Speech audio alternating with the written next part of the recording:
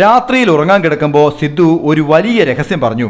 അപ്പേ, സിദ്ധു സൂപ്പർ ഹീറോയായി പറന്നു ചെന്ന് കുറേ ശത്രുക്കളെ കൊല്ലുന്ന സ്വപ്നം കാണാറുണ്ടപ്പേ. ഞാൻ അവനെ കെട്ടിപ്പിടിച്ച് ചോദിച്ചു, സൂപ്പർ ഹീറോ സിദ്ധു ശത്രുക്കളെ ഒറ്റയ്ക്ക് കൊന്നോ? സിദ്ധു ഗൗരവത്തിലായി. സിദ്ധു ഒരു കൊടും കാട്ടിലൂടെ ഇരുട്ടത്ത് പറന്നു ചെന്ന് ഒരു വലിയ മലയുടെ മണ്ടയിൽ കയറി നിൽക്കും.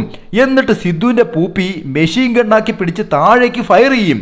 സിദ്ധുവിന്റെ മൂത്രം ബുള്ളറ്റ് പോലെ ചെന്ന് പൊട്ടിത്തെറിച്ച് ശത്രുക്കളെല്ലാം ചാകും അപ്പേ. എന്നിട്ട് സിദ്ധു പറന്നു വന്ന് കിടന്നുറങ്ങും. അവനെ ഉറക്കുന്നതിനിടയിൽ ഞാൻ പറഞ്ഞു, അതുകൊണ്ടായിരിക്കും സിദ്ധു ഇപ്പോ കിടന്നുമുള്ളാത്തതല്ലേ. മൂത്രമൊഴിപ്പിക്കാൻ സിദ്ധുവിനെ ഉറക്കത്തിൽ പൊക്കിക്കൊണ്ട് പോണ കാര്യമോർത്ത് എനിക്ക് ചിരി പൊട്ടി. സൂപ്പർ ഹീറോ സിദ്ധു, ശത്രുക്കൾ അറ്റാക്ക് ചെയ്യുന്നു, രക്ഷിക്കണേ. സിദ്ധു ഇപ്പോൾ ഒരു വലിയ പാറയുടെ മേളിൽ കയറി നിൽക്കുകയാണ്.